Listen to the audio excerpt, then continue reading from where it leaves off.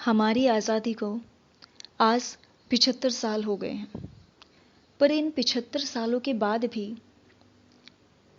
हम आज़ादी का सही मतलब क्यों नहीं समझ पा रहे हैं। आज़ादी में जो शहीद हुए हैं, हम उनकी कुर्बानियों का मतलब आज भी क्यों नहीं समझ पा रहे हैं। बस आज उन्हें याद करके कल भूल जाना, क्या इसीलिए जलियांवाला बाग हुआ था? क्या इसीलिए किसी ने बोला तुम मुझे खून दो और मैं तुम्हें आज़ादी दूंगा? क्या इसी दिन के लिए किसी ने हंसते हुए मौत के फंदे को अपने गले लगाया? क्या इसीलिए किसी ने अपनी उम्र का लिहाज किए बिना ही एक बड़ी लंबी यात्रा शुरू की? क्या इसीलिए भारत की वीर पुत्री ने अंग्रेजों को अपने ही भारत की धूल का स्वाद चखाया? नहीं ना। आज भी अंग्रेजी सरकार के जब वो दिन हम किसी भी माध्यम से सुनते या देखते हैं, तो रूह तो आज भी कांप ही जाती है, आंखों में आंसू आ ही जाते हैं। तो फिर क्यों हम उन्हें बस साल के सिर्फ 2 ही दिन याद करें?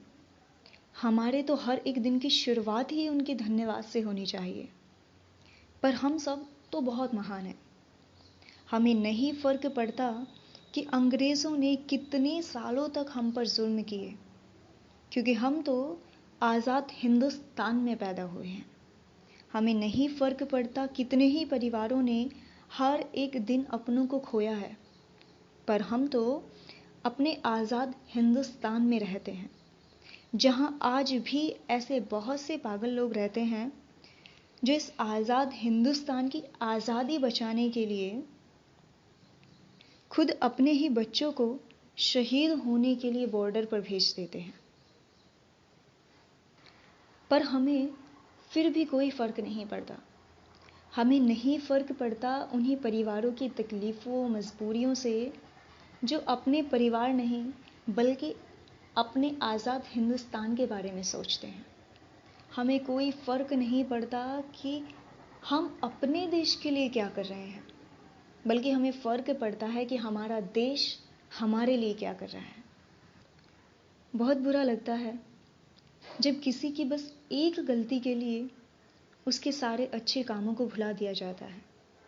बुरा लगता है जब हमारी आज़ादी हमारे कामों में नहीं बल्कि बस हमारे बोलने में ही दिखाई देती है।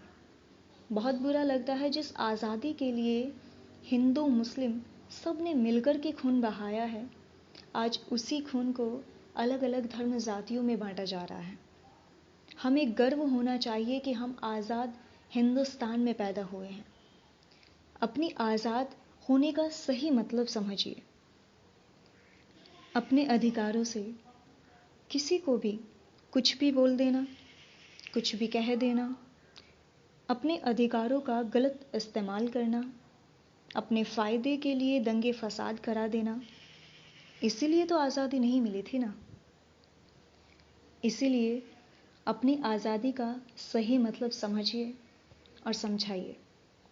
मेरी ओर से आप सभी को स्वतंत्रता दिवस की ढेर सारी शुभकामनाएं। हमारे गुरुजी एक बड़ी अच्छी बात कहते हैं, कभी भी किसी को सिर्फ देखकर सुनकर उसे जज मत करो,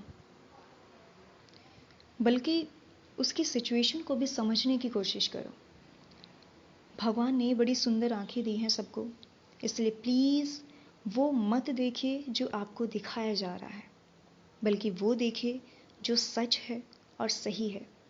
आखिर में आप सब से एक ही विनती है, अगर आपको कहीं भी पुलिस, आर्मी या कोई भी सोल्जर, ऑफिसर दिखाई दे तो प्लीज़ उन्हें इज्जत दीजिए। अगर हो सके तो उनकी फैमिली की बिना कहीं मदद कीजिए। और अगर हम बस इतना भी कर लेते हैं तो हमारे शहीदों की कुर्बानी शायद बेकार तो नहीं जाएगी। जय हिंद, जय भारत।